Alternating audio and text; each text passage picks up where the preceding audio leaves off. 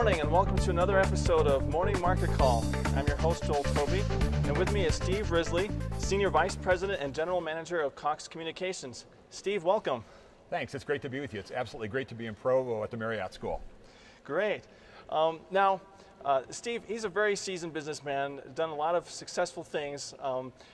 Our audience is curious, what is one thing that you can maybe highlight in your life that you are so grateful that happened to you, that you chose to do, that shaped your career? There's a bunch of things that are so important for any decisions that people make as it relates to going into a business career.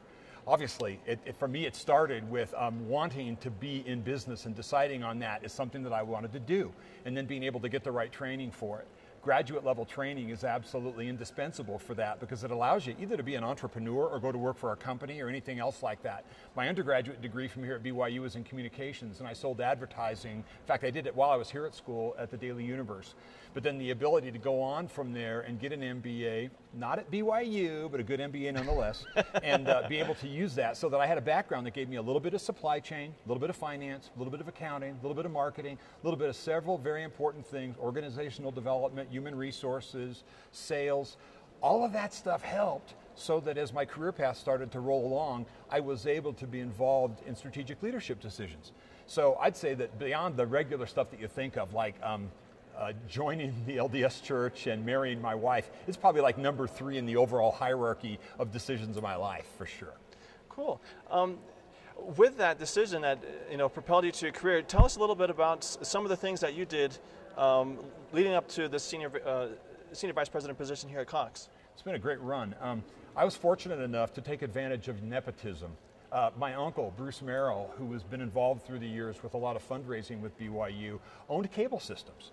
And so for me, I came out of school, went back to New York on the New York internships that the communications department had at that time, and they still have today, and went to work out of that eventually for the New York Times selling advertising, but wanted to get back out west and really, really wanted to get out of the newspaper business. It was kind of this is the training manual that we had at that time when I went to work for the New York Times had been written in 1954, and I was born in 1955, and so I knew I was in an old business. And my uncle gave me a job. He sold the business that I worked for, American Cable, in 1982, and I was able to stay on with Times Mere Cable, which was a good Fortune 500 company, and during that time also eventually go to work for Cox, which bought us. So it was good because I went to work for big companies that had structure, but also during that time my wife and I had the opportunity to start a company that went out and was able to receive through a lottery FCC radio licenses. So we started a little company called Line of Sight Incorporated, which we built through the years and were able to sell several years ago. So I felt like all the way through my business training helped me be in corporate America, but also helped us be entrepreneurs and start a business that has frankly been a great difference in our lives in terms of the fun we had building it and the real fun we had selling it a few years later. So that was really pretty cool. That's quite the experience. You have both the corporate America and the entrepreneurial background. From your vantage points, where do you see today's economy going? Today's business world, there's a lot of uncertainty. People don't know, what tomorrow has in store for us. But from your point of view, where do you think we're headed to? Joel, do you read much history? I took some history in college and high school. Okay, all right, then go with me on this. Okay. If you look at some of the best times in business and in the history of great decision making and of products being invented and great things taking place, it has often happened at the depth of really bad economic troughs. Yeah. So when you look at where we're at today, we're in a situation that if you look back in history, some of the best business decisions and some of the greatest things that have happened, not only in the American economy, but in the world economy, took place because businesses or entrepreneurs starting businesses were able to take advantage of conditions, even in downturns. I mean, obviously the classic story is people like Bill Gates that started Microsoft during the time of 1979, 1980. I know about that time. That's when I came out of college with my undergraduate degree. Very tough time to even think about business. Very high interest rates. Very tough to get jobs.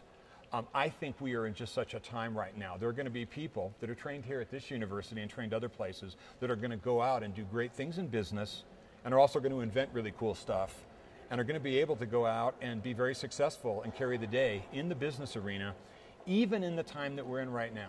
So I think that it's really not like the most horrible time to come out with business degrees, even though it's certainly not as rosy as like 2005, 2006 was. Yeah. That's quite the challenge and charge for us to innovate and lead the world in business. Well, Steve, thank you so much for taking time to share with us. Glad to be here. It was a great honor to be with you, and don't forget to check us out on www.morningmarketcall.org, and until then, we'll see you next time. MMC is brought to you by the Marriott School of Management in association with the Brigham Young University Department of Communications.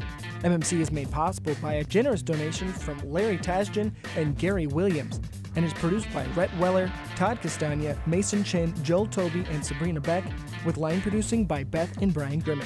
For more information, find us on Twitter or at morningmarketcall.org.